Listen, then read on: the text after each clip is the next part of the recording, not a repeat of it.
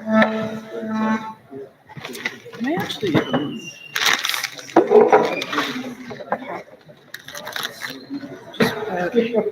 do not disturb? All right, good evening, everyone. We'll go ahead and get started. Kristen's running late. Okay. Where are we? May. May's board meeting. Remember which month we were in. All right, let's do roll call. So Dan, I'm here. Meryl's here. Technology's on somewhere. Andre's not here. Supna's here. Kristen's running late. Tiffany's here. Adam, Brandon, and Matthew are here. And then I heard from Sarah, Megan, and Jen. They will not be here. So I still think we have a quorum, though. 2, 3, 4, 5, 6, 7. Yep. Yeah. All right. All right. We'll do the Pledge of Allegiance. I pledge allegiance to the flag of the United States of America and to the republic for which it stands, one nation, under God, indivisible, with liberty and justice for all. The mission of ECS is to educate each student to high academic standards using innovative curricula that will foster knowledge, love of, and respect for the environment and preserve it for future generations. We grow citizens. Our vision: every ECS graduate will be an actively engaged citizen, driving thoughtful change in the world around them. All right. Looks like we have a full house, which is great. Welcome, everyone. We have a few guests. I know some of you are on the actual agenda. But Latonia, do we have anybody for public comment? Okay. All right, so we will hear from our guests in just a moment. Hopefully everybody had a chance to review the meeting minutes from April.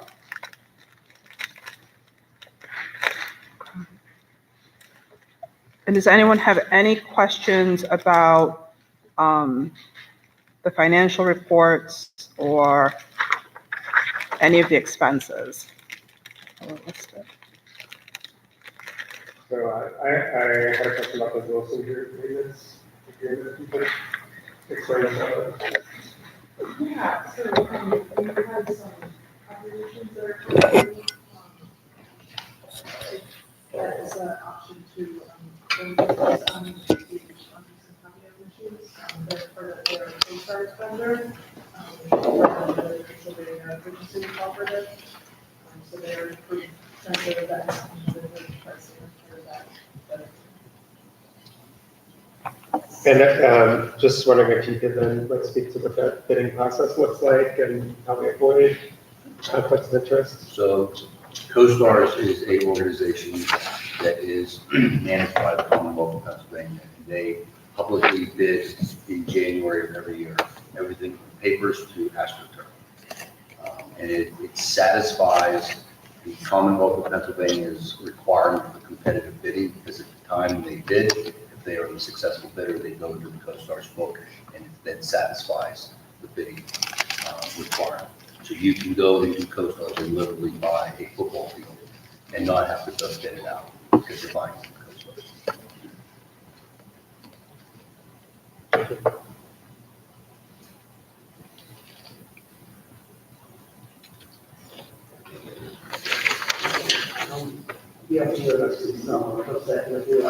Yeah, so we'll provide some in-person and virtual tutoring proposed, most likely the virtual depending on schedules. So this is, we're trying something a little bit different this summer. So we are having assessments completed on any new incoming student. So that would be our 26 first graders that are new, and then all of our middle school students that are new. And so the open literacy Sarah Scott will do that assessment and let us know whether or not that student can be tutoring over the summer to get ready to become an ECS student. So we'll start with those students, and then we have 80 slots. That amount will pay for 80 students to get tutoring over the summer. So whatever remains of that 80 will go to the first graders that are in a pilot program with her that are doing one-on-one tutoring, then we'll go to our rising sixth graders and kind of work our way backwards, so we can fill all of these spots. Now, last summer, I know she did some, I guess, preparation for the kindergarten. Is she gonna do that again? She did not find that that was as successful as the in-person and one-on-one tutoring.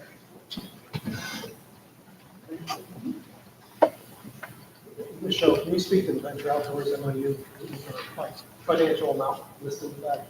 Yes, there's no it's just an agreement that we have with them, part of our extra program that you services that we don't use. Is there any operating expenses associated with that on their end? Or is there any contribution from revenues? True net zero. Is the Alma contract, is that for a year annual renewal? It's a 3-year. A 3-year? Okay. And have we had them for 3 years? We've had them for 2 years at this point. Yes, years. And clearly felt like it's doing everything that we wanted to do. So, That's a great question. There are a number of platforms that work for schools, how schools are doing. So depending on which administrator you chat to, that it works beautifully or it doesn't, and trying to find the right fit. It's a constant, we're building and build that platform, continue to build that platform. Perhaps you may have some comments on that. I don't know if there's any student information system that would truly work perfectly. for like everything, right? Yeah, and I think, it's just, most of it is, where I found that most of the areas come from human metric, RF framework, or lack of understanding of how to do it. So I think, all that is as good as anything else, and it's just a matter of making sure people are well trained on it, and that the data is accurate. The data is accurate. There's an off-ramp in that contract too, so should our community and or board decide that we need something that Palmer doesn't offer, then. Thank you.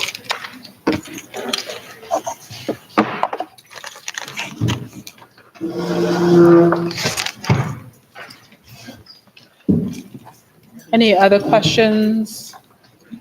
At expenses?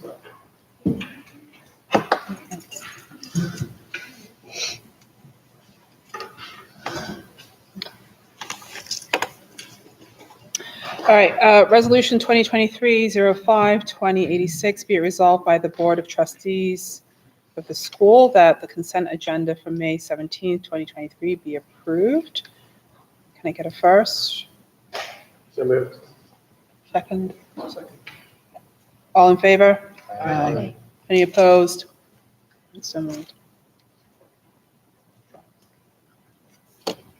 We get to welcome our guests. It's so nice to see all of you. Maybe you can take a moment just to introduce yourselves, and then if you want to give your presentation. I'm also going to move the mic a little bit, just so that those who are online can hear you really well. So Tia, actually going to go over your head. I think we. Thanks. You can come.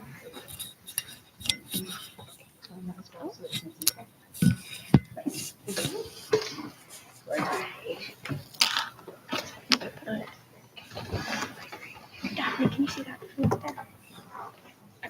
Okay. Oh, yeah. So we're the climate action team for the middle school. My name's Evie Bard. I'm Naya Ibrahim. I'm Kennedy Brooks. I'm Daphne Evans. And we're here to talk to you about compost at the middle school. Why are we interested in composting?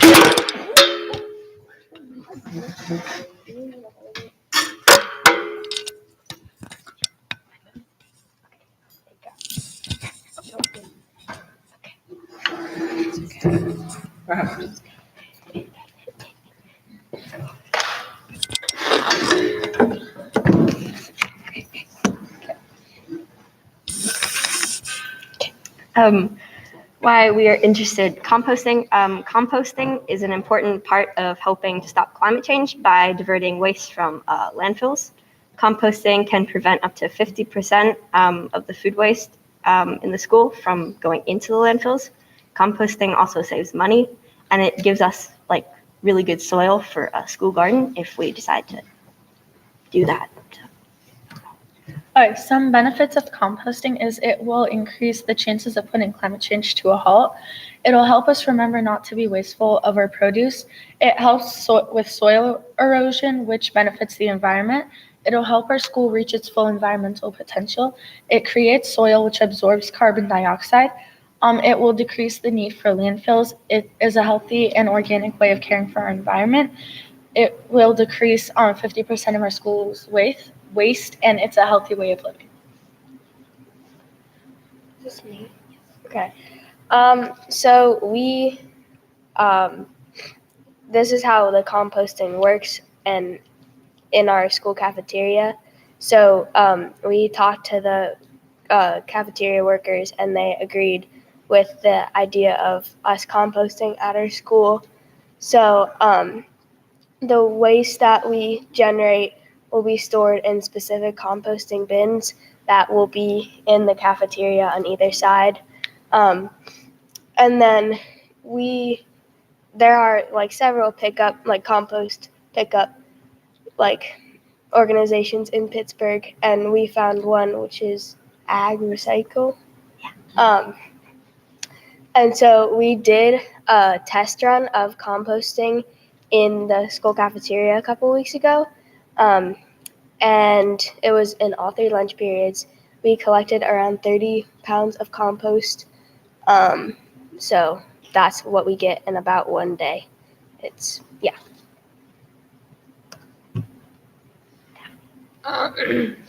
can educate the other students by using posters and video games and videos, just to tell them how to compost.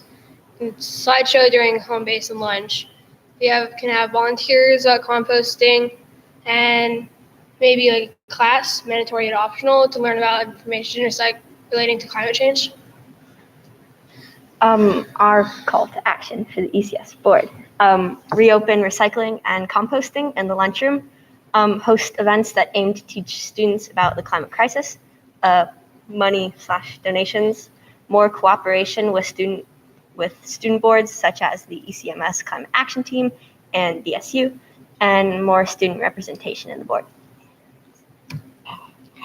Questions? That was a great presentation. Thank you.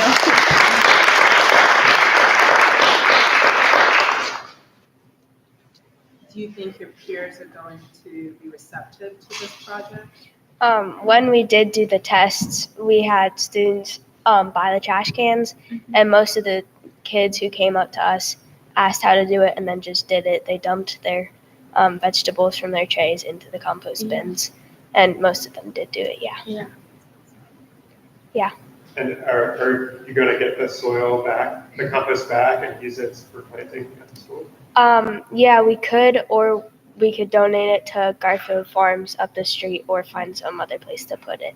We do want to have a garden at the middle school, but we don't currently, so we could use it at the other school locations. And do you have plans to expand this to the other school buildings? No, not for now. Not for now, but like we could do it eventually.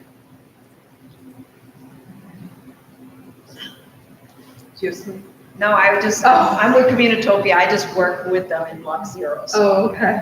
letting them do the talking.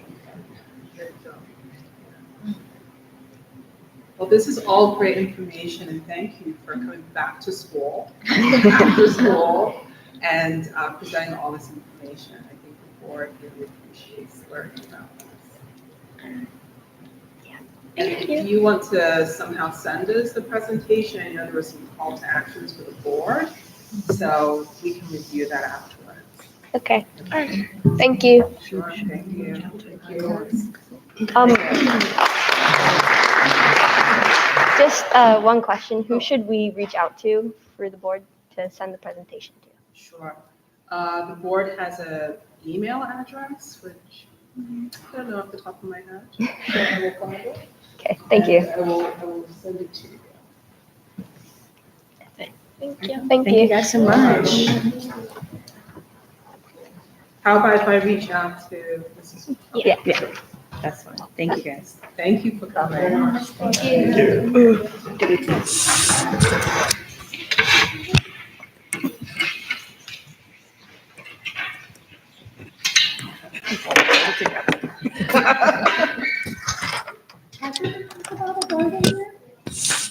Has there been talk about a garden here? Thank you, Tia. Yeah, of course. Easy. How many people do we have on? Pardon me? Oh, I was gonna ask that.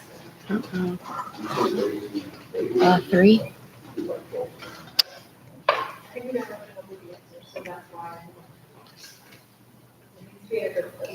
So there's a lot of places, the building is really large, and there's a lot of shade.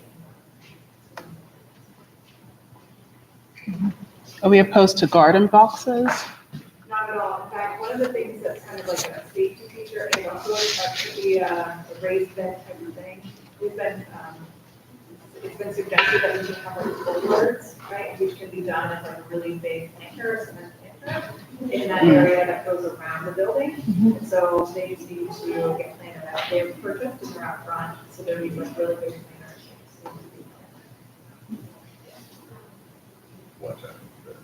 planters. That was a great presentation. I would Great. welcome any other student groups who want to come and present to us. It's, I think, another really great way for us to see what's going on in the schools and what the kids are working on. What is BCS? Like Student Union. So why was that in their, like, I didn't understand then. Got it. Does Maybe they're Mrs. Ford, collaborating with the groups, maybe they're Yeah, I collaborating think together. The idea here is that this is just one of many student groups that would like to partner. I see. Oh, okay. They would suggest multiple different avenues, this being one, and the other would be different organizations. Got it, okay.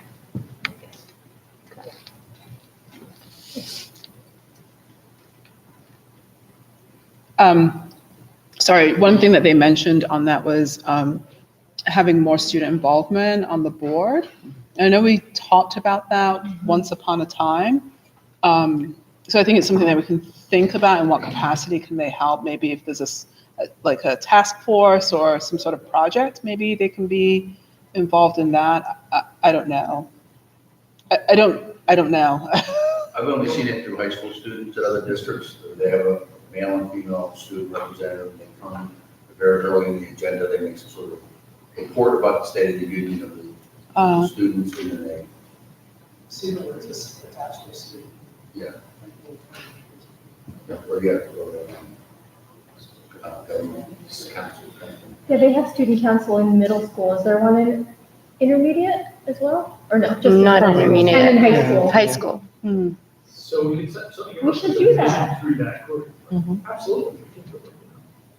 Yeah, I like the idea of a rep Yeah. coming versus Yeah. a board member, per Yeah, se. oh yeah, for sure.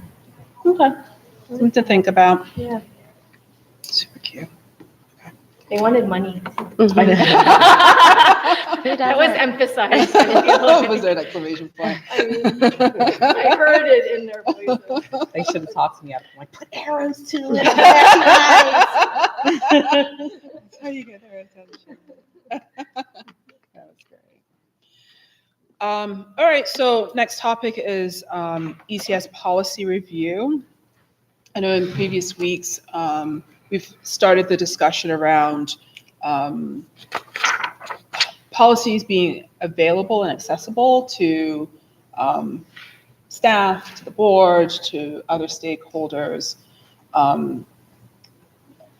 One point was to maybe get that digitized. So maybe if you can talk about that, and then just some other, Dwight has handouts.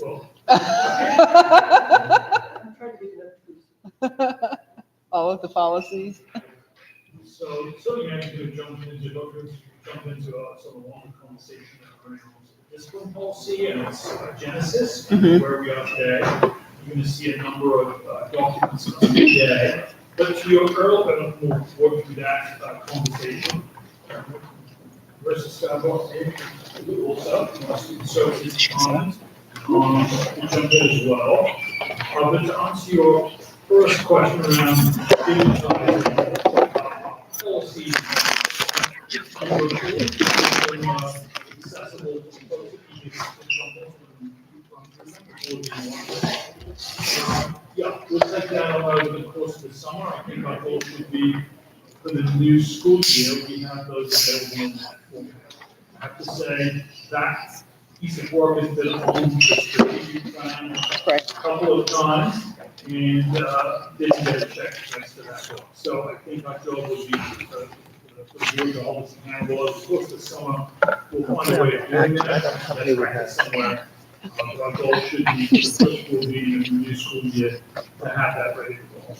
Okay, So I'll commit to that. great. So what's being passed out is just a sample of some of the policies. If you think about kind of what the idea here is that you supervisor or for easy review. This is an indication of why that might be necessary too. So when you think about discipline policies or policy that would be in response to some sort of discipline need, there are three piles. One of which are all the policies that might pertain to that. So you've got our the discipline policy, there's a special education students and discipline policy, there's a bullying policy, and then there's a staff policy also. Then those policies at the board level are really important because that helps us kind of identify what we're supposed to do at the school level for internal procedures. So all of those policies then are turned into two other documents. One which is your student code of conduct, and this is the one that's really forward-facing for families, it's forward-facing for all of our students and for teachers. This is part of the handbook. So that student code of conduct is what everyone kind of checks off at the beginning of the year, but in the Two of the three. Thank you. And your actions and practices. And then as far as our leadership team goes, we have internal discipline procedures, and that's the one that looks like this. And so what we do as a leadership team and work with student services and work with you on taking care of questions that you might have about how we get to this process too. Those procedures are in front of our leaders, our administrators, our principals, our assistant principals, and then there's guidelines for them so that it will help them distill all of these policies down into kind of a working procedure for them. So what happens when they're faced with a situation with a student and they're trying to figure out and navigate what next, what you want to do? These guidelines will help them with that. Now, anyway, if you notice, there's a lot of stuff here, and that's because every situation students is different, right? And we want to make sure that rather than just like this is somebody that's in front of me next to the box and then we answer there are procedures that really get down to our wants or restorative practices aligned with some discipline code of conduct. So you'll see in here some information about what to do with getting investigation reports from students, talking to students about what's happening. Then there's consequences, potential consequences, and then there's also follow-up that's associated with them. So what are the restorative procedures for walking in circles and allowing that student to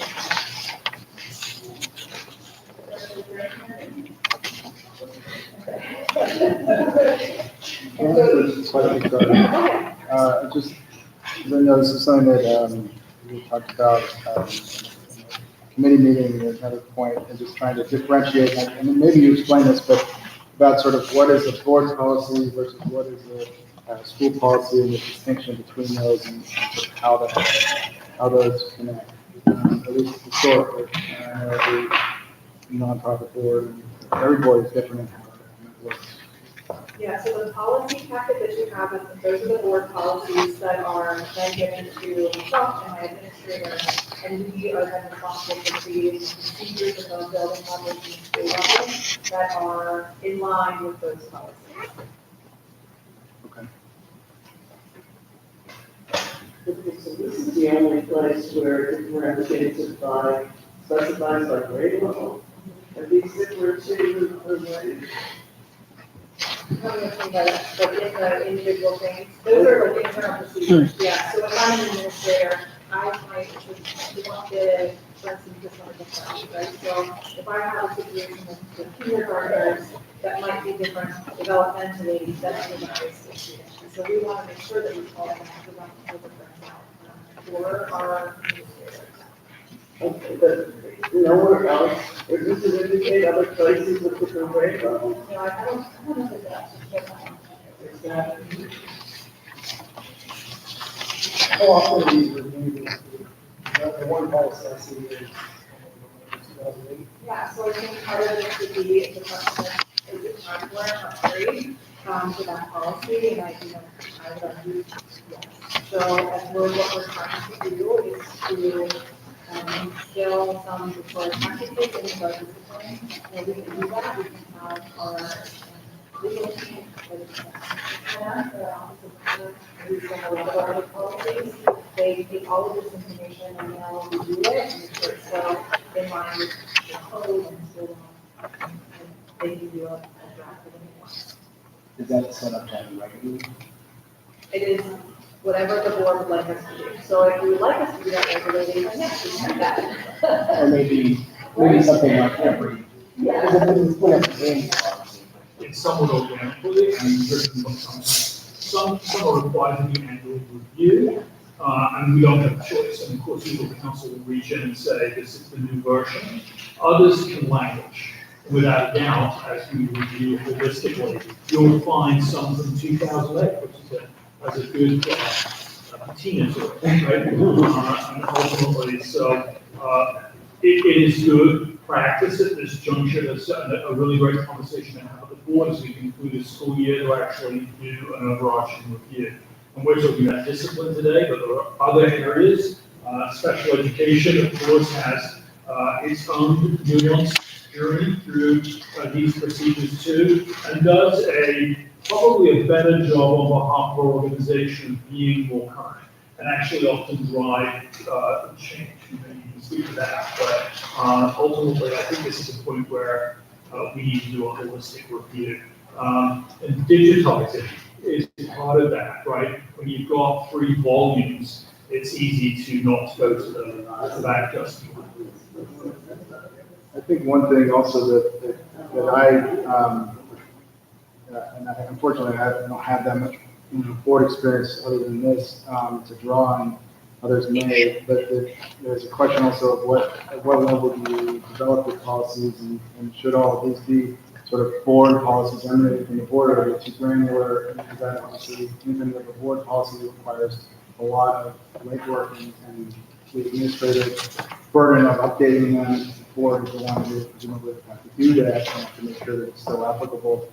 So I think those are questions we can think more about as we start to get more familiar with some of these policies that obviously are, some of which are older, maybe up to date, but I think I think that's one of the questions. And to your point, also, we can have the lawyers look at them and tell you, okay, this is no longer consistent with the law, and that's all well and good, but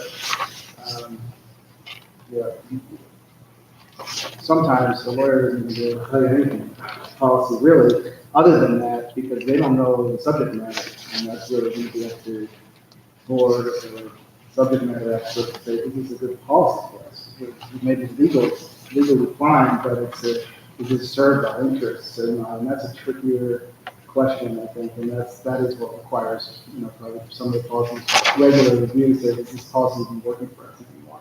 We're doing the things and helping us achieve the goals that we want to do. Discipline policies are a perfect example. These are the ones we take out for review frequently, and ultimately need a holistic review. Special education policy also taken up for frequent airing. And I think there are other levels to the volumes. The way the school started in 2008, of course, you suddenly have to have a volume of policies. And so they were developed through as a law firm. Of course, McKenna plays a distinct role, your second degree, in Pennsylvania as one of the central charter school supporters. And ultimately, holder of a good many policies that run charter schools across the state. So we're in good hands as a board, certainly, or you're in good hands as a board in the school in the generation, but I think your point stands a good one, that ultimately they have to fit us locally. So it's been a little while, so I think here we go, certainly with this volume of policies, and that procedures get backed up on. Often procedures land with us, right? How do we enact these things? And those procedures will sometimes go back to the law firm too, to ensure that whatever we're doing in front of those policies is legal and consistent. But we don't have, I don't think, in terms of our strategic planning and ultimately enshrining some of these processes, is a regular review. Usually it is piecemeal around a particular policy that's taken out, and we realize that at this point it's no longer valid, or it needs to be upgraded, or there's one in front of us now for consideration around social media and its use. Of course, that's constantly shifting in front of students and faculty and the community. So we're up for that review. So that's an example of how normally we move these things forward. But in digitizing the whole thing, we may find ourselves at a moment where this is an opportunity out there. We're going to have to come back to the board with an ask here naturally, because this is not going to be without some expense. Sure. But I think it's. I just want to piggyback on that in terms of, there might be an opportunity to have, I don't know, a consultant or something look at it from the best practice in education, right? So not just what's legal or valid, which of course is absolutely necessary, but, every 4 or 5 years, go through and be like, social media policy is a great example of one that, like you said, is constantly changing. But are there, best practices with these policies? I think, part of what you guys invested in with some of the restorative practices, right? That was a very real-time update to some of the policies. That's not something that necessarily would have come up, a decade ago, or in this case, 50 years ago, with the policy. So having those kinds of eyes on the policies to help flesh them out or change them, or just to say like, this is still a valid policy, could be helpful. There's, John, your point, there is a dollar amount associated with any kind of consultant review or something like that, but it might be worth, you're going to digitize them, right, to also do some kind of holistic review, especially on the ones that are Right, as you bring up, there's a piece of policy in 2008. In 2008, we were one school with 4 schools. Right. And this is a different space in which you are governing, and so clearly it's I also think it's really important to understand that when something occurs, there's some questions you need to ask yourself, which is, was I aware of this? Did I investigate? Did I come to a conclusion? Did I act? But the last one is, on what authority did I act? And it's very key, because policies are up to date, and you're aware, so when you act, you're supported by board policy. So I think that's comes from a man I heard all the time, Bernie Hopkins, who advised the Supreme Court and they want around the country on school law. And that's one of the biggest things is, you have that policy, have procedures, but you have to make sure everyone's aware of them and acts on them. Because that's where you get the most trouble, is when you act without a policy support to it and your procedures. So I think, as John was saying, we need to start really going through these, review them, update them, and bring them back to the board to then reapprove. I know our ruling, we have to do every 3 years. We just did it 2 years ago. So there's some that require us, but even those ones that don't, still need looked at. I can ask another question. Historically, in terms of, I haven't been on the board, I guess, long enough to have us promulgate a new policy, really, certainly a written policy like this. It's one thing to talk about updating, maybe the same process, but in terms of promulgating them creating a new policy, a particular board policy, has there historically been a sort of, it's been not a uniform process, but has there been some type of process for how it starts and has a beginning, middle, and end, or is it sort of different depending on circumstances?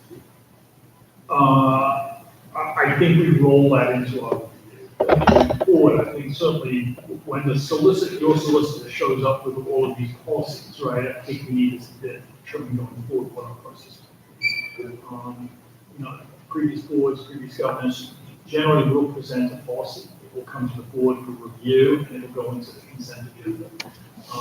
And that has worked until recently. Actually, the policy came before this board months ago, which caused some community members to sort of take stock and say, hey, what is your review process? And when do, especially with certain policies, when does the larger community get a look at that? So there is not a defined process for creation, review, and passing. So I think that's part of the project. Yeah, the reason I mention it is I know that, and obviously the differences in scale, but now that we've been around a long time, you have these years of full policies and reviewing policies or things that are changing. I know that the University of Pittsburgh a few years ago, for some of the same reasons, instituted a policy office that they have established a consistent process for developing policies to making sure that they, sometimes it's a little onerous. If anyone's listening to the pit, but it's for good reason. I think it's not always necessary, but it's to avoid exactly what you're talking about, which is putting out a policy too quickly without maybe consulting all of the stakeholders and making sure that it's in good shape, or making sure that everybody knows and is on the same page before suddenly people are going to implement the policy, people are going to have to develop procedures based on that policy. So they didn't always have this, but I think it's been very successful fit.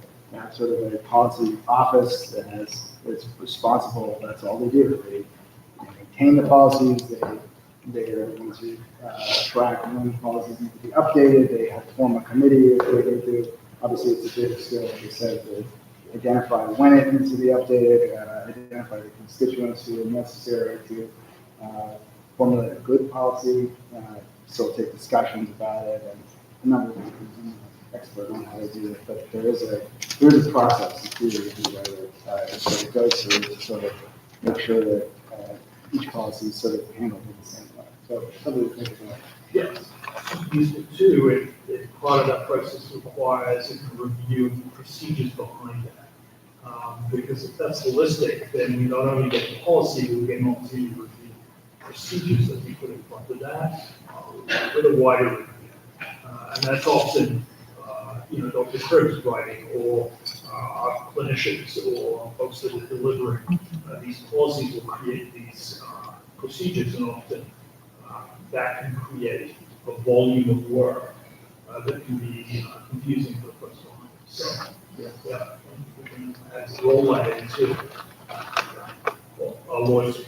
We're happy.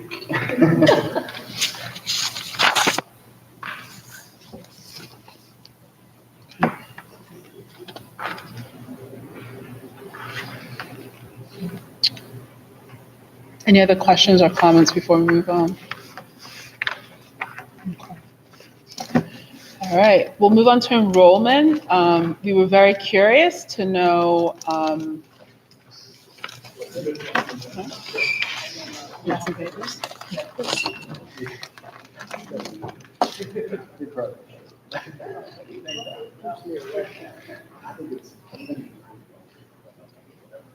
I mean, it has a policy. How is your policy? What is it? That's great. It's you're doing a great, Tom. So part of the executive committee meeting last week, I think, board meeting,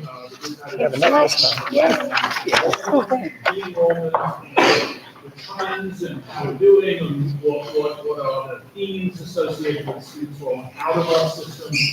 And there's cause for a reasonable conversation about where we're at and, you know, and the impact of COVID and trends prior to COVID and ultimately what's happening in the greater Pittsburgh area as we run our schools and our growth. So there's a brief look at where we're at, and you can see some percentages at the right-hand side, attrition, and then ultimately you'll see some themes down below. These themes tend to be enduring. Not great always, of course, this is a special group that are passing out. And so we do. Those are the themes that they share with us as they entity a different choice of education. So we have an enrollment office, and I shared with Dr. Tobias today some of the systems that we capture this information with, and a conversation is had with our enrollment office, and we try to capture why. Ultimately, my hope in the limited conversation we have tonight, you see the themes in our strategic plan meeting these head on. But that's something.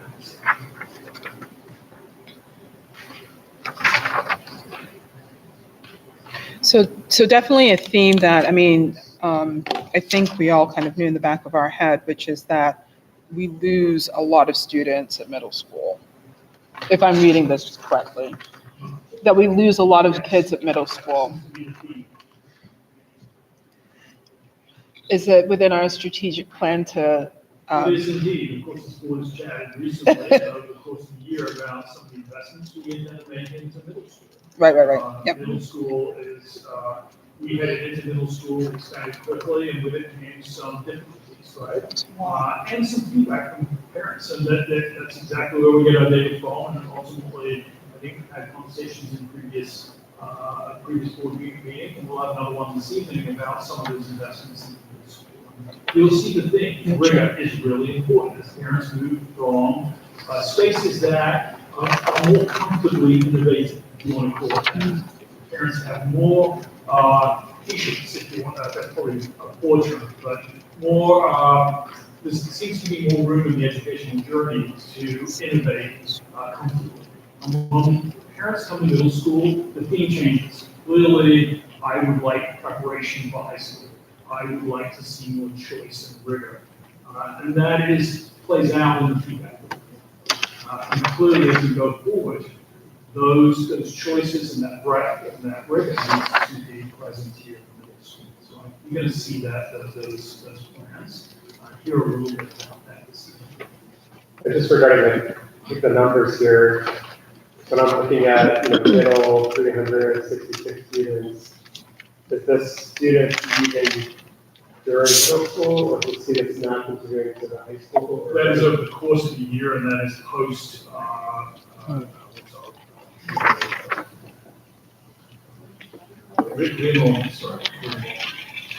So this also accounts for people graduating from 8th grade but then not going to high school?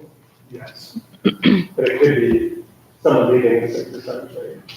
Yes, I think that's right the way through. Okay. Is there a reason why high school is missing in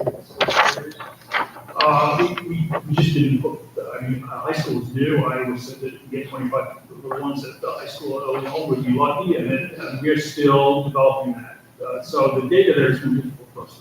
So I think this is historic and has more depth, so that's what it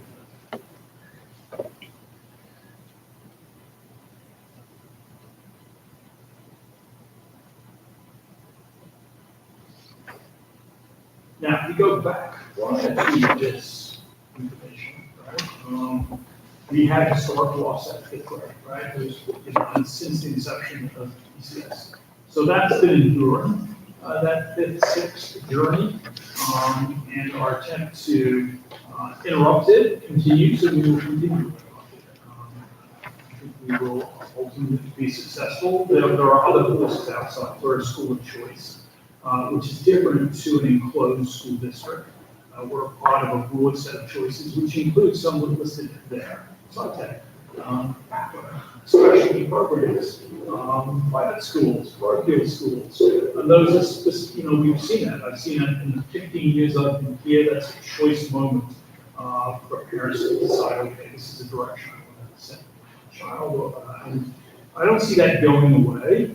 I want to see us settle into a fixed percentage at the end of that. So I think when we look at that longitudinal data and it be a more fixed point, then that's where we should be.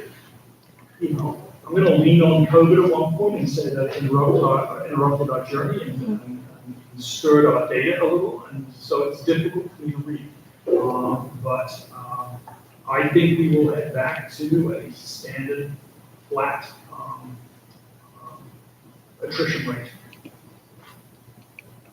Anybody else want to jump in there? Do you- It's a lovely reading on Do you think families go to Kappa and SciTech because of that specialty or because they think the academics are better? And with that, do we have any sense of how we measure against some of these schools that families are going to? Yeah, I think it's a mixture, right? So the Kappa and SciTech have that theme, right? And so some of our students who want to go into the performing arts and things of that nature will go to Kappa.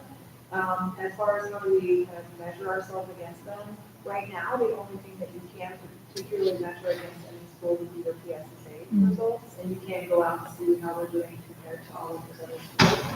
Right now, that's challenging because of COVID data and PSSA scores. I'm not sure that now is like the greatest time to check how anyone is doing against that. Sure. Right now, that's our only measure. And I don't think that's unique to just environmental charter school. Other schools, for example, my daughter came from Max and I wanted to get her in SciTech. So it's not unique to just this charter school. It's other schools it's the reputation of those two schools that precede them. Yeah. I think my perspective is, right, we want to build that same reputation, right? And if we get kids in kindergarten, we want to see them go all the way to 12. So, how do we retain the families that we have? I think that's part of the reason that I shared a lot about what the middle school rethink and redesign is last month. And so I share that with you. I do want our middle school to be that place where kids want to go, want to stay. So next is plan on, we might update, but part of it, PGJ here to talk a little bit about one aspect of that might actually be a tipping point in that part of really getting our name out there in terms of middle school programs that are free. I wanted to ask, have you been asking this have you been sending this out for years now? So the behavioral component, does that feel like it's more just over the past few years, like couple of years, coming back from COVID, being home, or were we getting those comments prior?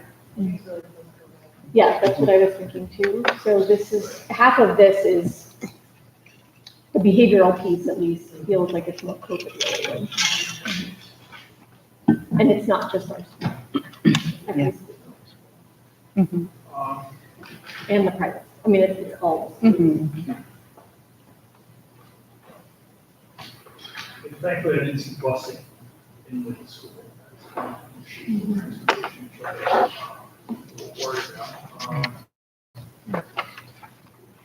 See that in middle school is the tougher discipline and that's a less strict. Behavior's been rough. Yeah.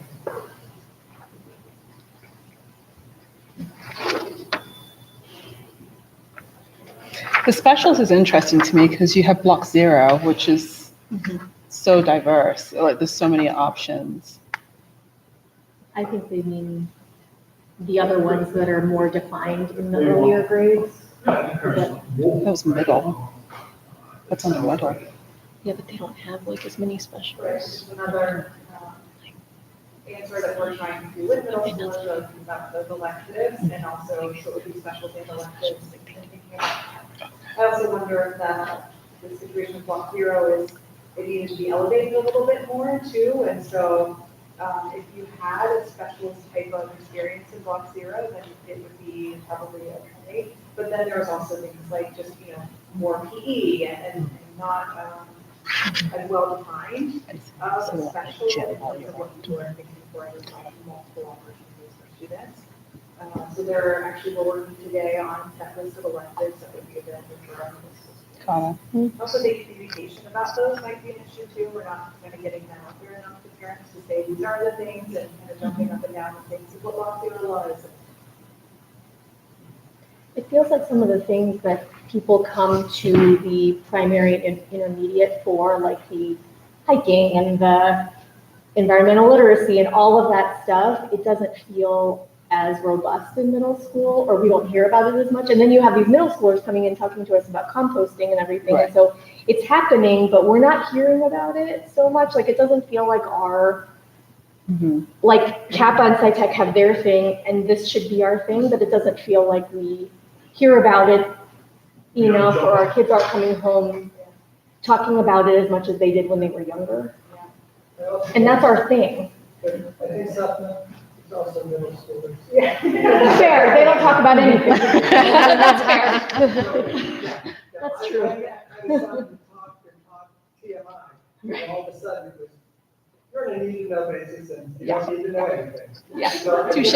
Part of it is that I think our kids at that point aren't really talking that much about it, but she said, we know about composting with this idea that's going on. There are a lot of other things going on, but, and maybe we as an administration need to take on that communication, because you might have to come home to your kids. Good point. Very, very good point.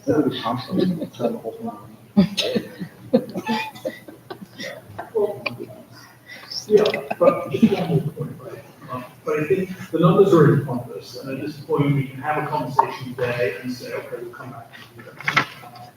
I think that would be a mistake. I think what we've done is we've got some percentages in front of us, and we should determine that that's our baseline, and we need to be eroding these at greater amounts. Sometimes our issue is that, and currently this is the case, that our waiting list eclipse our loss, right? So it feels we've got a full school, we have a full school.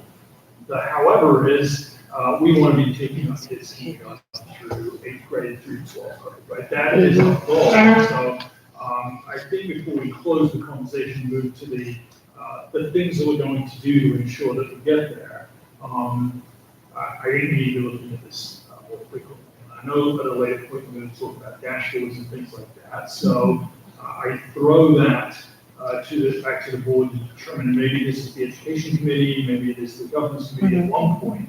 How do we pay closer attention to attrition in a more dynamic way, right? Is it a monthly report out that we take a look so we can see here? Nobody wants to look at this, but rather not look at this, because this is not well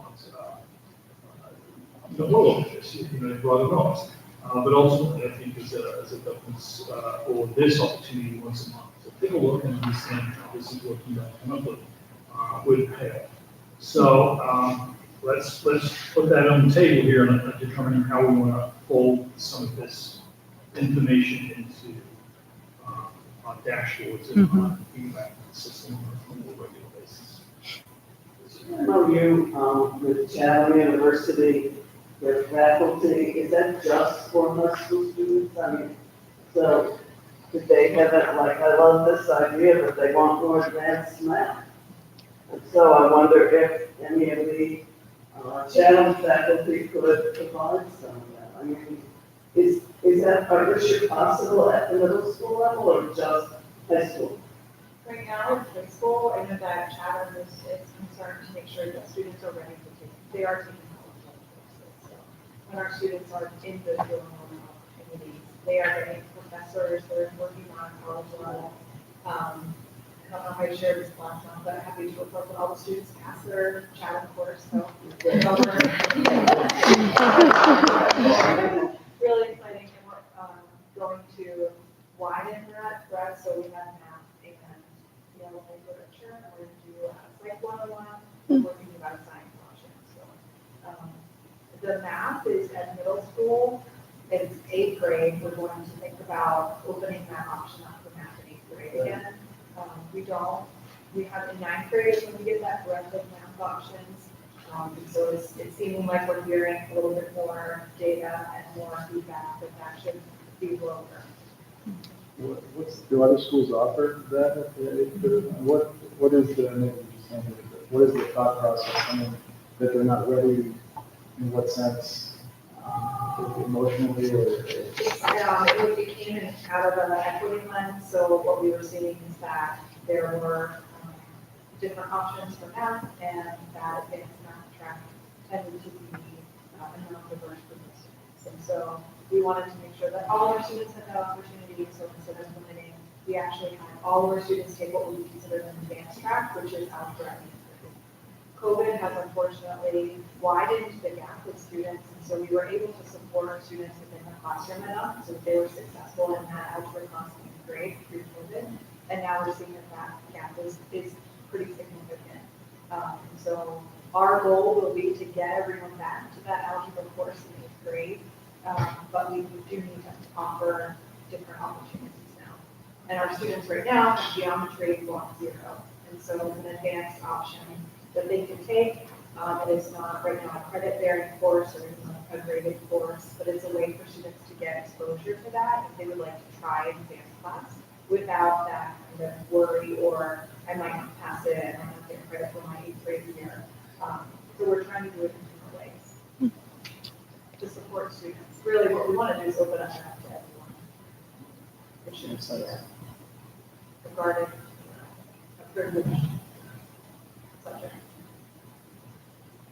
The law school goes operating some of those more things, so it's not writing, literature, whatever, is it space, bodies, is it everything? It's a little bit of everything. It ends up happening in the way that one math teacher, one ELA teacher, one science teacher, one social studies teacher, if you offer an advanced class, then all of your advanced students could end up in one class, and then all of your students who are not advanced in the other. So you de facto track all subject areas, which is not something that we want to do. It's also against what we're doing in high school. Right now in high school, we're doing embedded honors. So rather than a separate class, students are able to understand, here's the scope of work for the year. If I want to try that advanced work, I can do it for a quarter, I can do it for the whole year. And so that embedded honors model works really well for us. It's something that we can consider moving down a little bit, but it has really allowed kids to have that opportunity and option to reflect into and out of some of those advanced classes. I mean, it's just to set expectations of the broader population, parents, and specifically, how is that being communicated as part of the brand? Right? Setting those clear expectations up front is important, because oftentimes what we're seeing here is that you're making these claims probably after the time, and I suspect a lot of them don't know that, so what efforts can we do to bring our PR, whatever, 3 C's of very consistency, so how are we being consistent in those K-5 years where we're very environmental focused, and these latter years, it seems like there's a break. Yeah, I agree. I think that we need to do more and think through what we're doing communication-wise. I know that Dina is our communications director for us, so she's right there with us all along the way, so we're redesigning this middle school process, or reinvigorating middle school. And so she's working with us on that communication strategy. I would agree. We need to get out more and help people what we're doing at middle school. We shouldn't just be reactive to some of that negative. You see the students flexing and flex out, maybe I don't understand how that, I want to get to it. Yeah, so if I'm in a math class, or if I'm in my ELA class in high school, I'm in 9th grade ELA, and it's the first quarter, and I'm not quite sure I'm ready for some honors courses, I can just take my normal, I get my normal projects, I get my normal writing. Second quarter, I would like to try it out, so I'm going to get all those honors assignments instead of the regular assignments, but I get the same mini lesson, I get the same content, it's how I apply it in those projects. The same instructor, same teacher. I'm in the same seat, I'm in the same classroom, I'm the same teacher, it's about how I interact with my work, and so I can be an advocate for myself and say, I'd like to try these things. And it's our goal to also help students to get that advocacy still done. I'm assuming teachers that are they not, the university just send them to you? How does that work? They just send them? They communicate with us. I've just, I don't know, prosecutors and someone from Chatham, this place, someone from Pitt, somewhere else. They said, we look at it and decide if it's fit for us. I feel like, especially with Pitt, Slippery Rock, Chatham right now, I have a relationship with those people. And, I trust them, they're sending us somebody that I think would fit. Often we get a request from one of the schools that this person has requested your school because of such and such. So we always try and place them. We're looking at that also as a possible way. I mean, I think everybody knows within the next couple of years we're going to have a teaching crisis. People are leaving teaching and people are not going into it. And we figure the more we work with universities to place the student teachers, the better chance we have to maybe hold on to some of the very good student teachers. And that's an excellent student teachers recruit and some we kept alive. So I've been very lucky. I don't think we've had maybe one misstep, and the university owns that has called somebody. But for the most part, I think our student teachers have been good. And like I said, the people I've connection with in school, I trust them. Just going to live here. When I was in the elementary certification, they were then eligible to go for, say, a middle school math certification also. I think that's what Daniel Fox did. And so, are you able to find people like that could augment what's happening here? So someone who can get that additional certification? Or could be have a real strength in math so that that's their goal next? Yeah, I think that's a good way that we can partner with Chatham, and that we've talked about that too.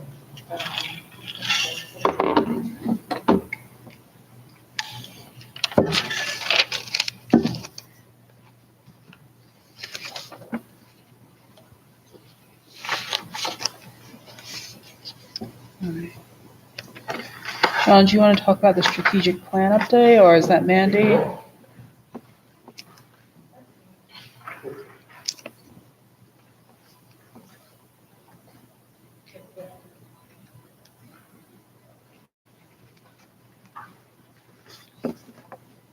Okay, so I wanted to give you an update on where we are with our strategic plan process. So this is that same document that you saw from Peggy, our President Affairs Center. This document was given to myself and then my academic leadership team. And so we've been digging into those 5 larger areas that, Peggy, this is not anything different, I'm just sharing the screen up here on the screen. So very small writing, so you remember when Peggy went over it.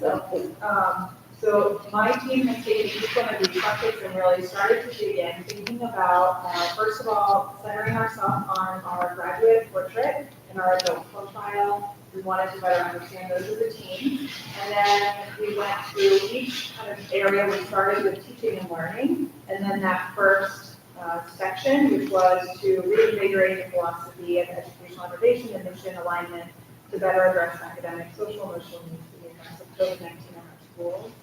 And then we thought about each one of those little bullets underneath, and all the documents, the way the document is designed, each one of those turned into an objective. And we together thought about what is our current state and what is the ideal state. And so for the first one, it was to find ways to strengthen interdisciplinary connections and practices by teaching in teams to accommodate a more diversified student body.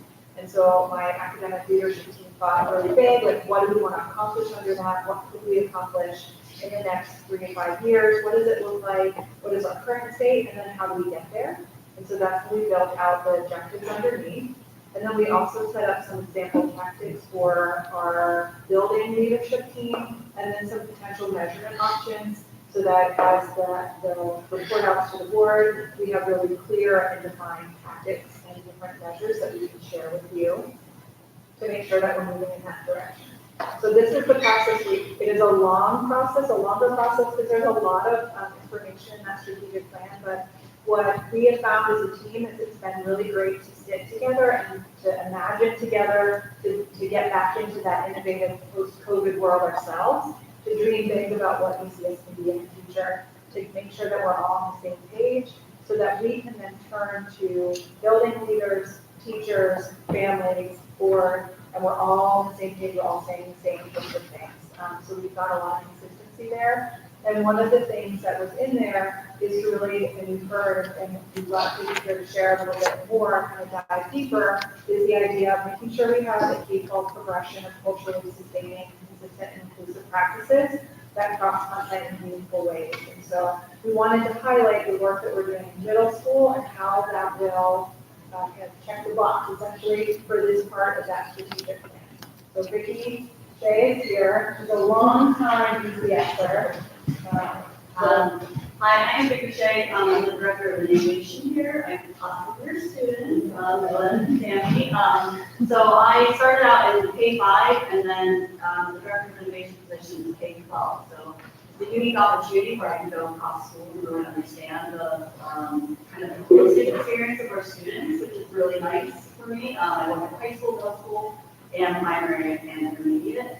So I can see the through lines, and so there's questions around environmental literacy and how we can lead that up into our middle school and high school, something I'm always thinking about. And so I'll kind of not just talk about middle school, but talk about how it impacts our entire district.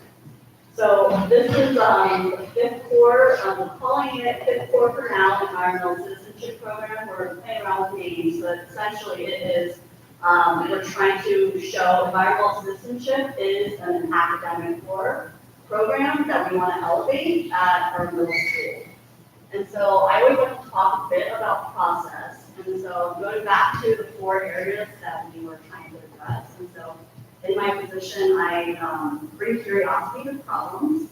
I listen. And I heard a lot of the feedback about enrollment, about what's happening in the current state, about what's happening with COVID, and we identified those 4 areas of how we want to reimagine the middle school experience for our students.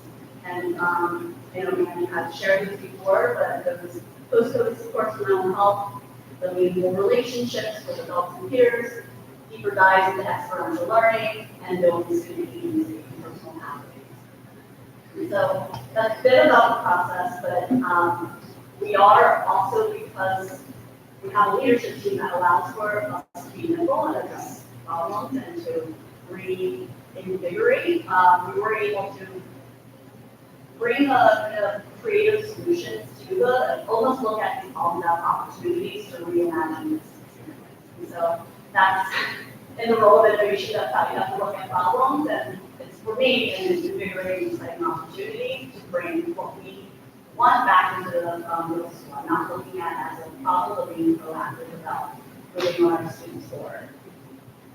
So, working with Nicole on the graduate portrait was really important because that helped us go back to make sure that we're making decisions that supported it and that were in service of that graduate portrait and that foster those competencies that we identified by more explicitly naming what we actually mean by growing global citizens.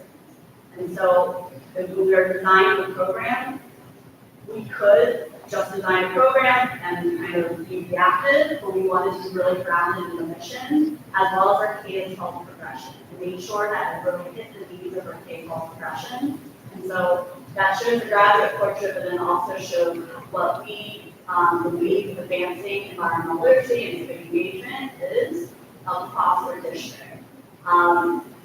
I've heard a lot of feedback about how we want our students in kindergarten to understand the entire K-12 experience. Families knowing when they enroll their students in kindergarten, they understand the entire K-12 experience. And I think we're getting better and better at doing that. And I think key pieces to that will be making sure we are grounded in the rapid culture and that K-12 progression. And so that shows how we want learning to happen at each of our schools and how that is in service of the rapid It's nice not living and that's what they're complaining about when we bring a strategic plan. Absolutely, yeah, and I think the gist of it is we want solutions focused, positive life occurrences and growing citizens And in order to do that, we need to make everything very intentional about all of the programming. And so the all middle school program, like environmental citizenship, has to play off of what we have in K-5, and not the only thing. That's where I see how everything connects. Yeah.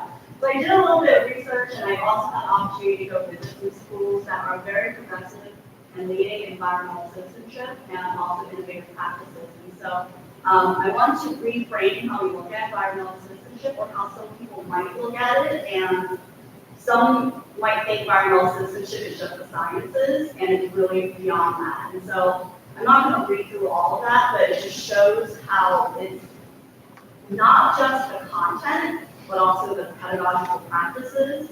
So making sure that students are able to have hands-on, problem-based, interdisciplinary practices and experiences, but that they are able to embed integrated science, humanities, arts, and projects advocacy. And so that led to the fifth core.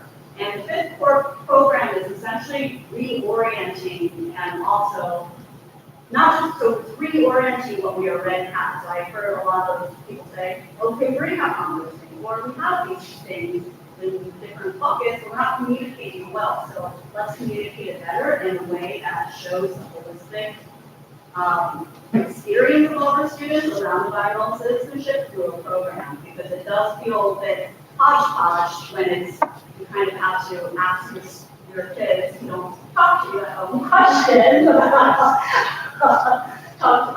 questions about what they're experiencing. And so we want to better communicate that and kind of show a snapshot of it for all of our families. Some of these projects probably could become more and more sophisticated in the use of capstone projects for us. Oh yeah, and so we are constantly thinking about what our high school students need with their graduation project and what that means for how we would prepare our middle schoolers for high school. And so that's a constant question. And so that's really thank you for mentioning how it feeds into our high school and how that is going to be so impactful. And so again, I just want to talk about that process again. So ideating with the grad portrait, identifying what classes would support each of those competencies, and this shows a snapshot of what it could look like. And so I don't know if you can read it with all the colors, hopefully you're able to, but it shows what a student experience could look like. Now these are, still exploratory, where we're trying to decide what is best, but these work based on student feedback, adult feedback, teacher feedback, community stakeholder interviews around what students need, as well as research from what adolescents need, and as well as progressive schools out there. And so you can see so you see that computer science programming systems. We have a really robust robotics program, but let's reorient it into an environmental citizenship program to show that he's actually talking about ethics and talking about programming and systems and thinking about automation for good. And so not just the avenue of how to get there, but making us communicate better what he does in those spaces that is in service of our environmental citizenship. There will be new opportunities for classes, there will be new classes, but then we also have heard that when we get the new students in the 6th grade, a lot of times they need onboarding of the DCS culture. And so we thought it was really important to have a 6th grade seminar. And so right now it's called the DCS Crash Course, but it was also, we have this really, this is why I came to DCS with the outward education and mission. And I also, social emotional learning is really important to me, and I think this is a great opportunity to combine the two, social emotional learning through our outdoor mission. And so almost like that camp-like experience where you have able to build identity and community through that missional lens. And so that's just one of those, that's what the seminar and class would bring.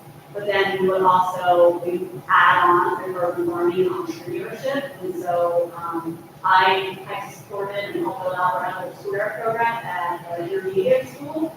And so when we talk about what would it look like when we go into middle school, entrepreneurship and having access to all the urban environments in the space is a way to make sure that we are elevating or that we are not doing the same program at middle, because that's sometimes a worry, but we are not elevating it, but it's a progression of what is more development and program for middle school.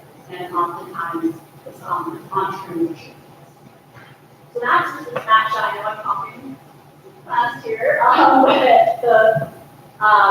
In general, we hope that the fifth floor has the potential to be an incubator space that is mission aligned and drives innovation. And so not only just impacting middle school, but it's an opportunity to bring us back to our mission by allowing our teachers who already have proclivity towards our mission and experiential learning to be a model for all of our other teachers so that we can see that ripple back into our other classes and to our other spaces in our district as well.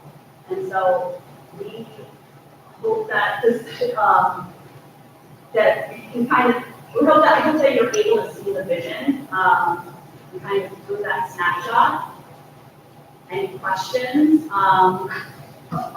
And John, also, I don't know if you want to talk about the incubator space or that piece. Like I can go on and on about that. I'm trying to cut myself. It's brilliant. And brilliant. If you sort of bring around that and suggest that's a set of courses that will exist in middle school.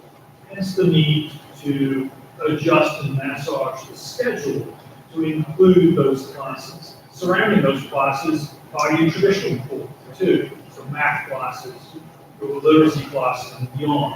And that's great, those instructors can do great work in those spaces and provide all of that work. And yet, kiddos in middle school will move through, as you see, 6th, 7th, and 8th, for a series of courses that are rigorous, but also mission aligned. And also populated with some of our lead teachers in that space.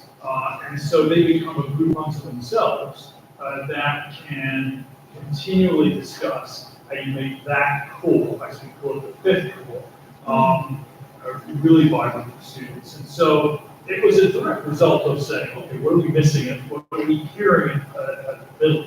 And so rigor is certainly in there, breadth. Again, there are specials as well on the outside as well. So we'll maintain some key specials beyond. So kids are going to be really busy. So it's there's a pace will be picked up as well. So these are adjustments in front of feedback, but also importantly in front of mission. I know that Nicole did the overall portrait as well for the board. So when John talked about our lead teachers, we're really looking for forward and adaptive thinkers. Right now, because of COVID and hiring new folks, it is hard to find teachers that want to experiment. And our forward and adaptive, we need that model for our students if we want them to be forward and adaptive thinkers. And so that's why we hope that this is almost, when I say incubators, it's almost like an engine that drives the mission across all of the Western Florida school, because we are able to democratize that knowledge that our teachers have by making it almost a professional development space as well. We were not thinking about professional development as top down, we were peer to peer to help drive the mission. And so we want models of it throughout our space and not just having folks top down say that this needs to happen. We actually want it to happen for our students, because our students need it now. We also believe that that's the best way to drive innovation. For professional development, people that is citizen ongoing, like I say, and for understanding and such. Yeah, that's the vision. I think it's if we are able to, with the teachers that we have in that space, able to provide them with professional development that they need. They've already actually, because a lot of teachers have had professional development but don't have the time to implement it. That's why this is being an incubator space. You have the time to try it out, experiment, implement it, so that you can share out the successes, so that other folks don't need to go through that experimentation phase. Because it's, right now, time is precious for our educators. And so this allows for a space where we're high quality educators that are, again, forward and adaptive thinkers, are able to actually implement those practices that we learn about in professional development. Also, the raises teacher voice and autonomy and advocacy. Some of the most powerful PEs are teacher to teacher. It isn't the standardized, we're all going to learn the same thing, folks, because that's what happens across our entire system. Those can get teachers switched off pretty quickly. But this model has some real opportunity. I feel like this paragraph that I was gonna read is so appropriate here, because one thing that teachers have been asking for, and I'm like, so I'm trying to keep my lips with it, because I'm so excited to see this and share that with the union and my colleagues. Some of the teachers were kind of asking for was more choice and future voice in professional development, like letting them select their own things that they're excited about, and asking for more time to share like classroom systems and routines to help promote work-life balance. But I also think it's related to this too. Like if you meet someone that's so excited about a new innovation or something that they're trying out and that is working, I think that will help reduce burnout. That was the reason that we want to partner with the schools to make sure that we retain the staff that we have and keep them excited. And I think what Vicky said is true, when people don't have as much bandwidth to try new things. But something positive too that I was going to also mention is that like a EL primer unit, like I'm seeing now, it's exciting to be here with all the teachers to see all the things that we've been using in at least intermediate. Miss LP and Vicky put this awesome EL primer unit together for all the intermediate to use, and I see now like how it fits into the vision. And I think things like that are just going to continue to do it. So thank you.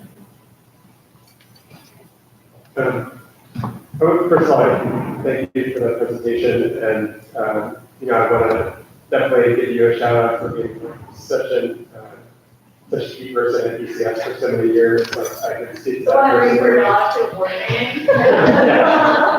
But it's great to have you as a teacher for my son, but also great to know that you're in this innovation role for the school. So I think this is really interesting. I'm a little bit, I think I'm still a little bit hazy on the actual implementation of this, like what that's going to look like. I was wondering if you could expand on that, like what this means on a practical level. And also, I have to say, and this may just be me, but I find the name of it a little bit confusing. Like I hear that and I think this has something to do with fifth grade. We're just playing around with it. We're not going to apply the name on that. So it is really environmental citizenship program. The reason why we started calling it was we have 4 academic, so 4 core classes, ELA, cultural literacy, math, and science. And we want to say that at ECS, we believe that environmental citizenship is just as important, and so we have 5 core classes. Right now, that's just what we're internally calling it. We're going to play around. We're going to actually, because also student facing, we want our students to understand it. So for now, the name is a bit for just for our purposes. I made the connection. I didn't even think it was fifth grade. I totally made the connection to that. I did. You're much sharper than this. I mean, I didn't want to say that.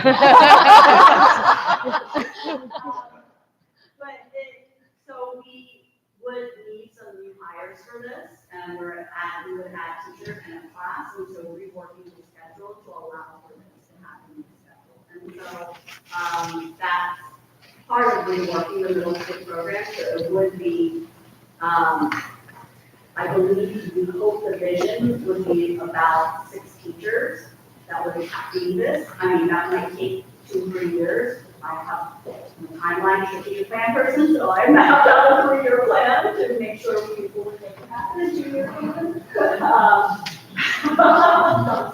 2 years for, but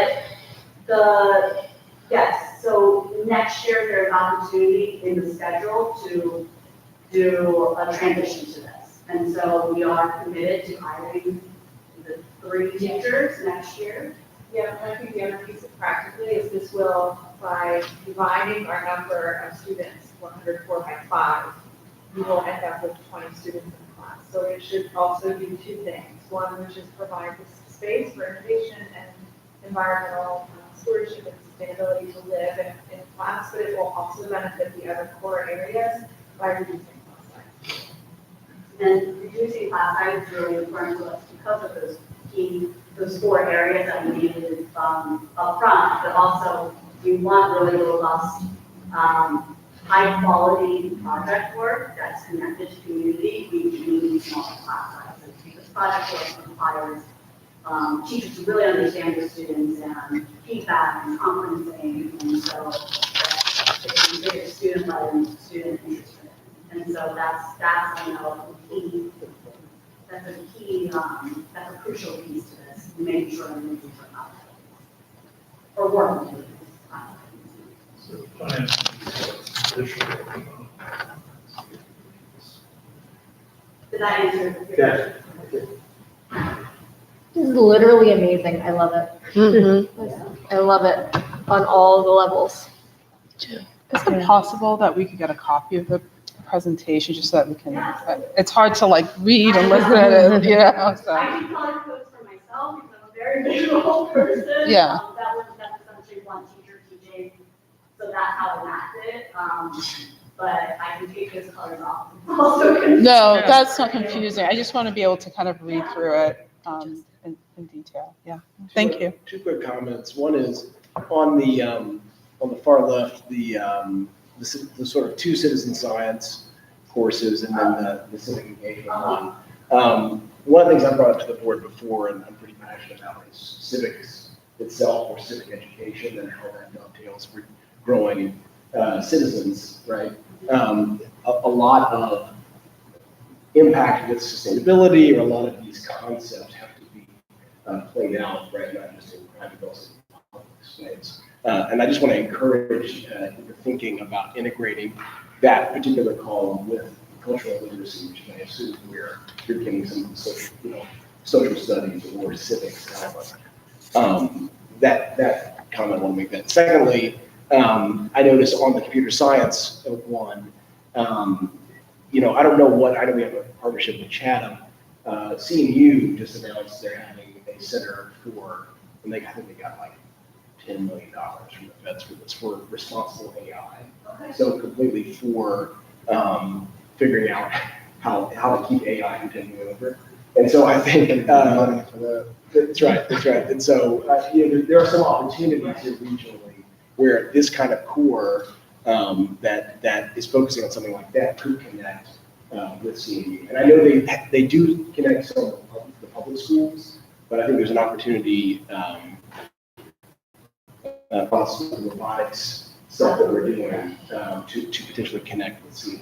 Yeah, I mean, we do want, so part of my role is also strategic partnerships with the community, and so I do try to work around nonprofits, as also universities out there. I support some of the Chatham work around mission aligned pieces. That's how we mutually benefit each other around this permeable, walls of our schools, also the community. And so if you have, programs or partnerships or any organizations out there that you feel like support this, please send them my way, because I always love good resources, so I'm not overwhelmed by, sending in anything. I'm a board member, but never comes to meetings, but understanding. That's very sensitive, yeah.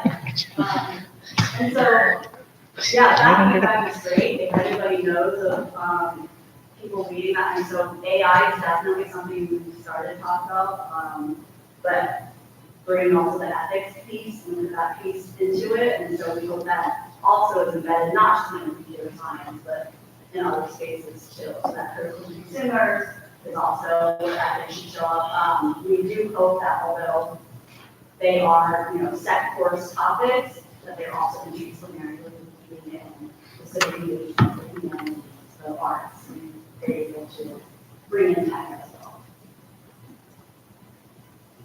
I feel like this is a topic that we could talk about all evening. So I'm actually going to move. No, not at all. This is great, and this is stuff that we definitely want to hear about. I don't know if you want to maybe send the PowerPoint to Latonia, she can upload it to our shared drive. That'd be great. We should say that also, Mr. Two logos are incoming principal here in the middle of this work. Oh, great. He is genuinely engaged up to his elbows in this, and it's very, very exciting. Okay. I feel like all the things that we've been talking about, right, are kind of interrelated. So in terms of data reporting, I don't know, I would like to give a shout out to Dwight for nudging us to do our required trainings, and that sparked a lot of conversation amongst the board members. So the first module, and shout out to all of the board members who still need to do theirs, do them. But the first one was really kind of around data sharing, which is something that the Education Committee has been working with Mandy around for at least the last year and a half.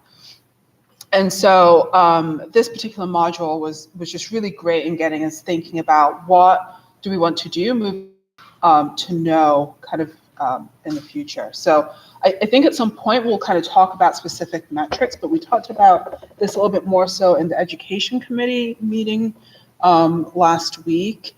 There's tons of things, right? That was like a plethora of things, right? Mental health, how many screenings are being done with our kiddos, and how are things going with them. So we did turn to John and ask if we could create a dashboard. It sounds like there was one that existed in previous years that maybe we can dust off and enhance, or maybe just look towards a different product. But wanted to kind of bring this topic to this group for further discussion around like things that you'd be interested in seeing. And John, if you and Mandy want to talk about kind of your perspective, that'd be great as well. Well, of course, after that meeting, Mandy mentioned it, and going into the notion of dashboards. And yes, historically, we've had dashboards way back when, in 2008, 2001, 2010, we had dashboards.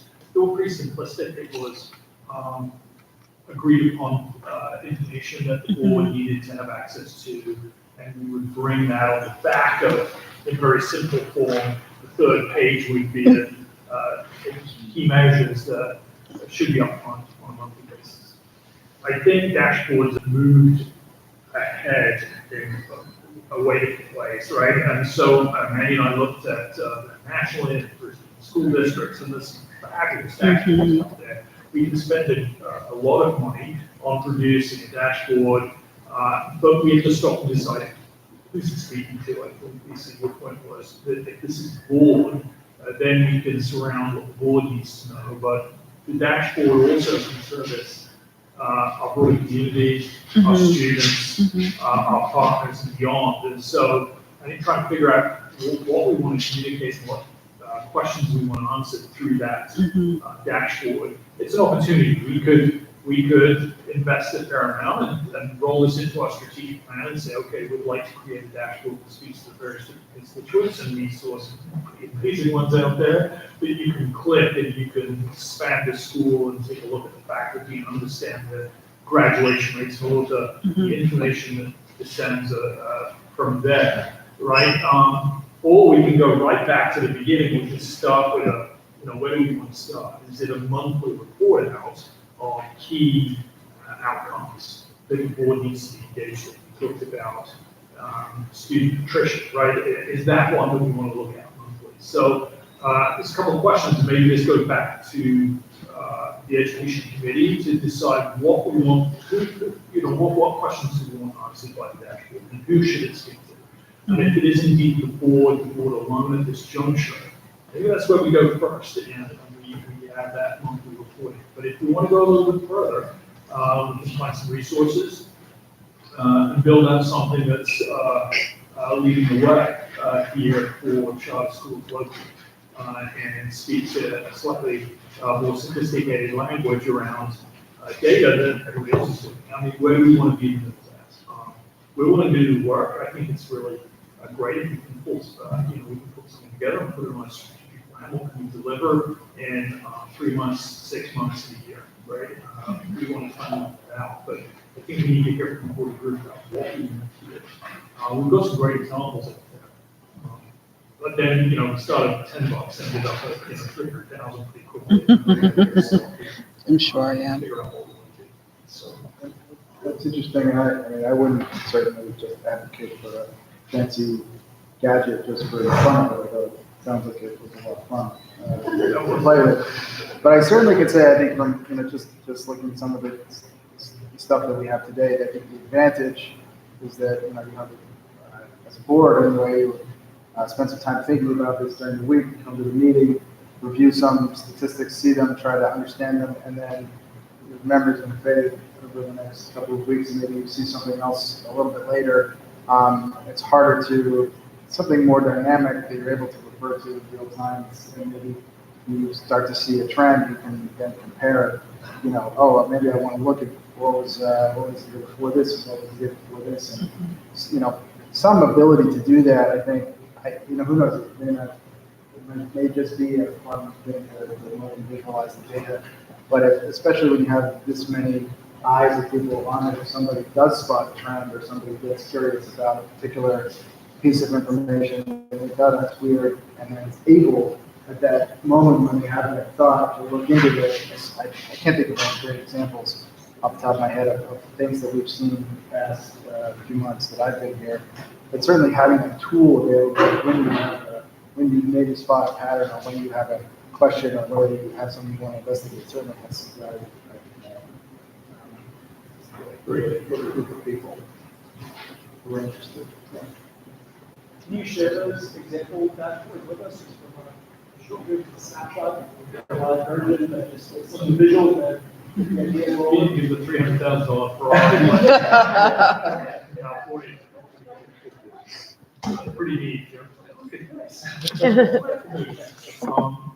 These are wealthy school districts that have 15 schools, including using a tool like that allows penetration into that big system. We're not a big system, so we don't need something. But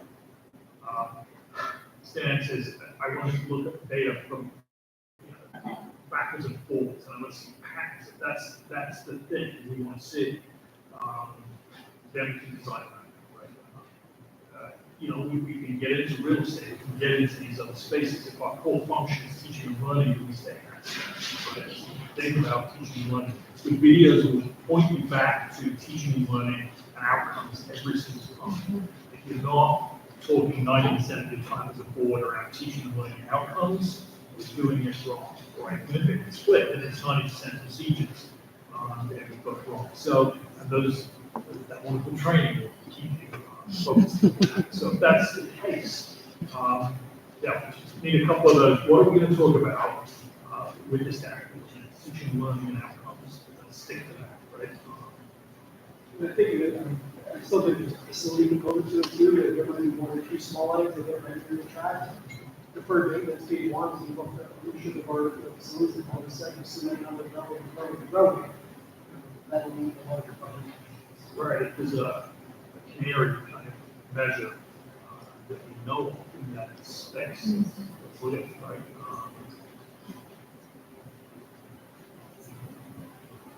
Are we already paying for it through Alma and just not using it yet? What? I mean. Alma has these plugins, right? Our teachers are actively, consistently using data for their students too. So, while you're thinking about that global data perspective and what the like at the board, do know that behind it is a wealth of use of data. There's a wealth of data out there. So, it might not look like the Ferrari version for students in, they're in it all the time. And so it's just something about how can we present it to you so that you can then present it. We want teachers out there. Yeah, I don't think he's probably needed for our version, I would imagine. I think sometimes that oversells it, too much data being collected, too many things, too many data points, and nobody can comprehend that. And Right. you end up losing the forest, the trees, or whatever. Except, you know, I'm talking.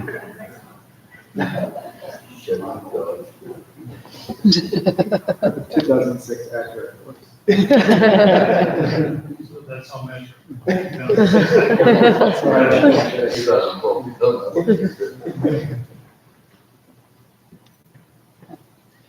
And I think as a board, we can have some conversation about what we would want to see as well.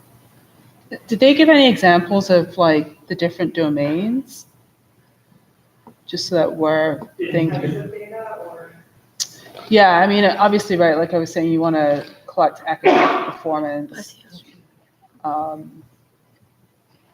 And we talked about like discipline, right, as like another domain. Yeah, And the absolute standards that really align to the state. Okay. What the state is measuring, and I don't think we should miss that, right? The key measures, and Mhm. getting those in front, provide those long-term analysis opportunities. So I think we're basically jump on right away. I mean, one, but I think we can capture those. What do we want to be looking at and studying? What are some driving questions that are during through the school year that in living continuous forward, right? Maybe the education committee can develop those questions because I think that the information should answer those questions. Yeah. Then we'll consistently. Maybe get lost, but we've got so much. Too much. And Michelle, do you think we'll have money to get it for the fall? Yeah, this is digitizing policies. You measure what you care about, Right. right? Right. What we care about. Right, exactly, yeah. Yeah, we don't want to. I don't have a question. I have a babysitter that turns to a pumpkin at 8, so I was hoping to jump in Yes, so I go. could chat.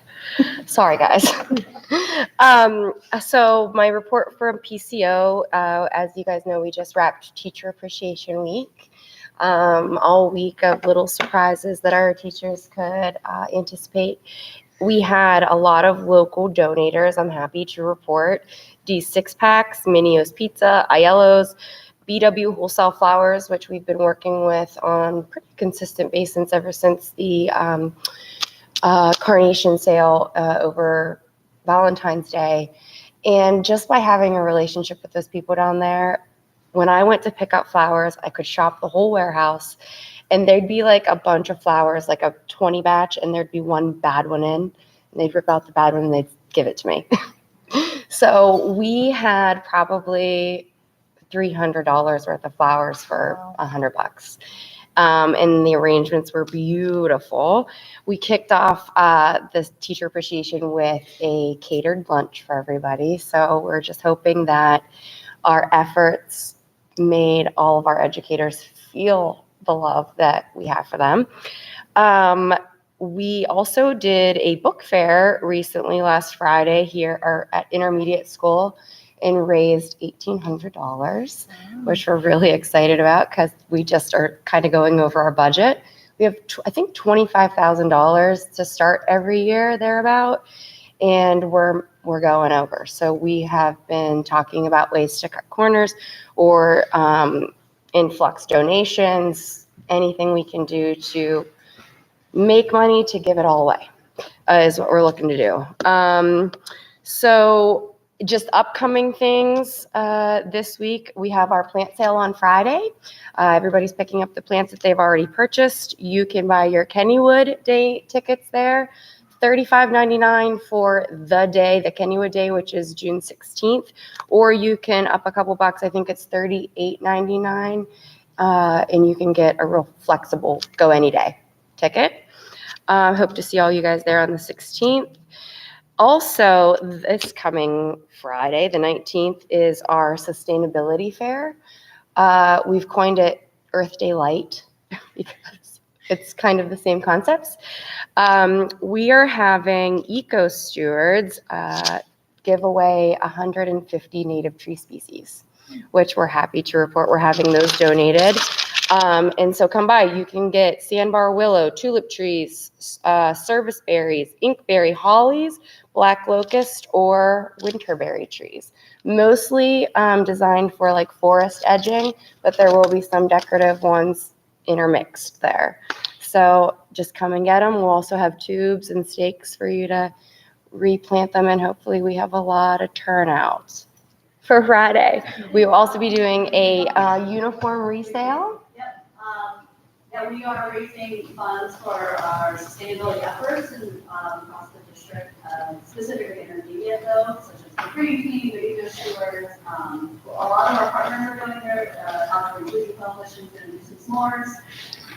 We have Afghanistan coming, GASP, so very excited. Please come.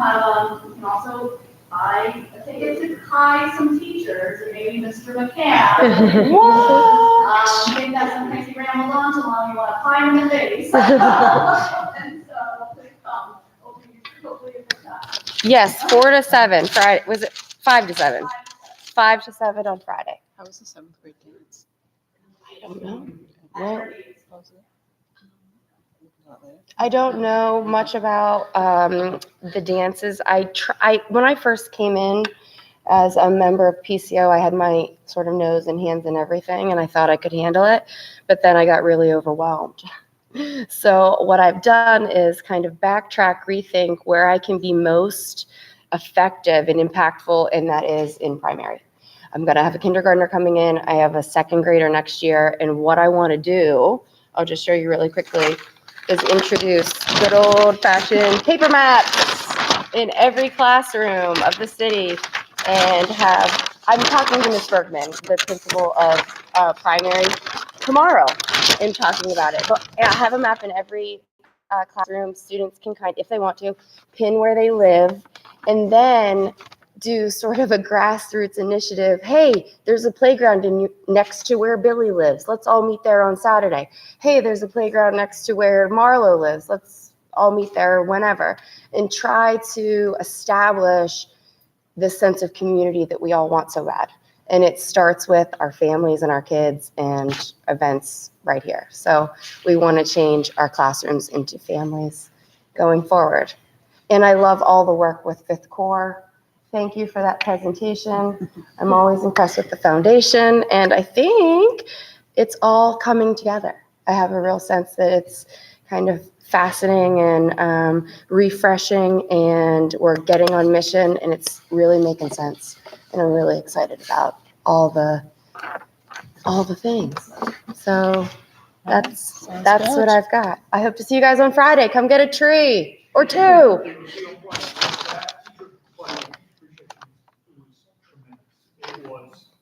was a week, signs, still a sign on the front that the Jordan probably came through. The meal wasn't just a lunch, it was, I felt like a Big burrito, Mad Max. Yeah.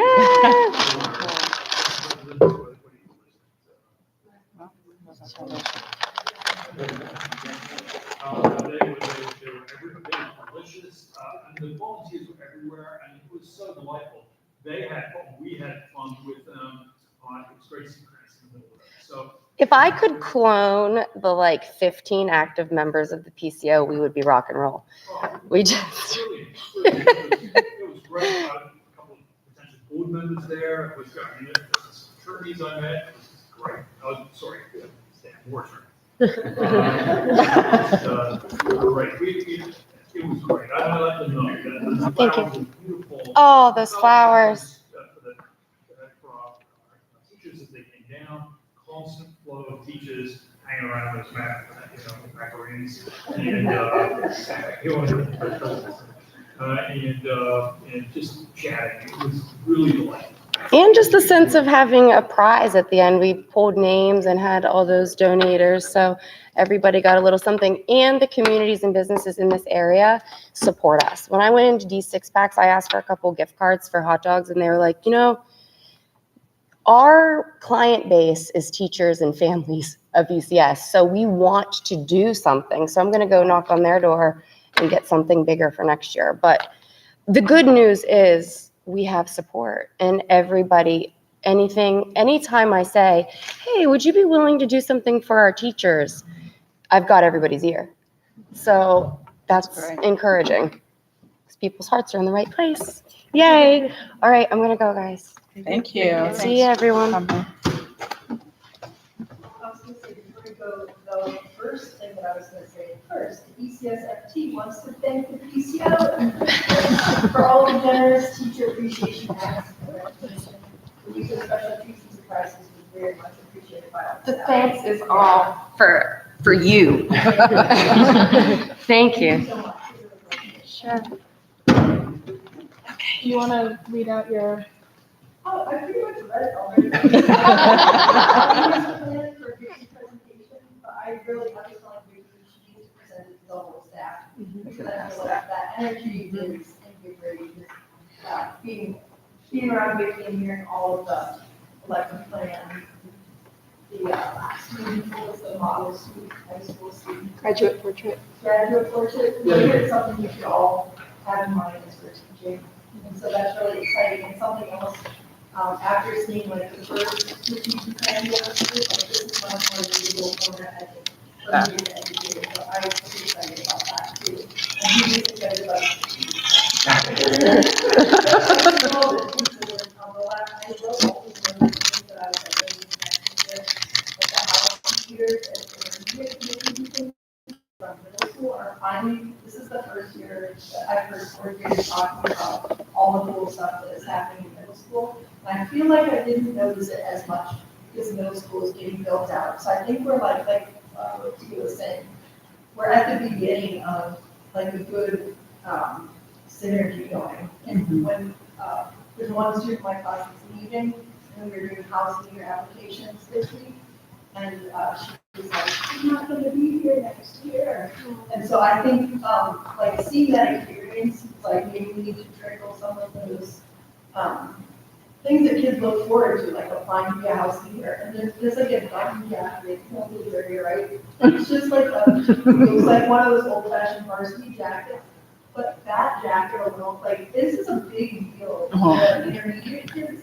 To be a house leader, like some are just applying because they want the jacket. That's not necessarily what we're going for, but it's just things like that. Just get a jacket, or the kid in my class is his sister this year, and I hear about like all the stuff that she's getting.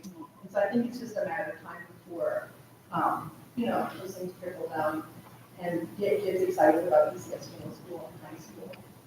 So thank you for all the work that you're doing. And thanks for sharing that. I'll try to use the union as a tool to communicate that, because I think it is always hard. There's so much information that ECS has, so many documents, policies, and it's hard to get people, put it in a format that people want to find it. You know what I mean? It's there, you just have to look for it. So thank you for letting me come and listen, and have a great day. Thank you for all the reviews. I saw that Nicole walked out, so we can circle back. I don't know if she had a purse. I don't know if she left or. Okay. It looked like she was leaving. Okay. She went to running back. The foundation report was clean. I saw that, yeah. Yeah, sorry, I'm not that early. That's okay. We can read it. Good to take it. All right. John, do you want to talk, or Michelle, about the draft budget? Yeah, so the draft budget is like there. They give it to Matthew and Sarah and also Megan and Tom and Mandy and Dwight and the Monday, we'll go through the budget, the current budget for this year, and we also meet with Congress about it multiple times a year. And go through budget and the 5-year budget as well. So thank you for all of your participation. The budget will be available for 30 days in each of our buildings and our offices in a binder. It's also on our website for review. And then the budget will be reviewed in June and approved. The budget this year includes a half of a year of interest expense on the high school. We're planning to talk about.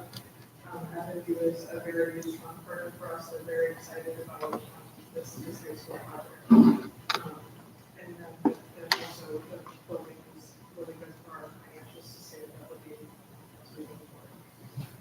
Happy to answer any questions.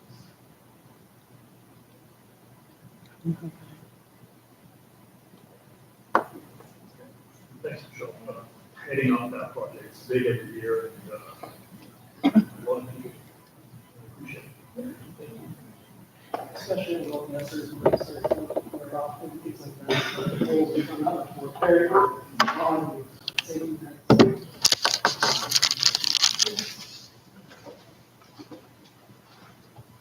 So we'll Jim, when we get to the end of the process, we go ahead and.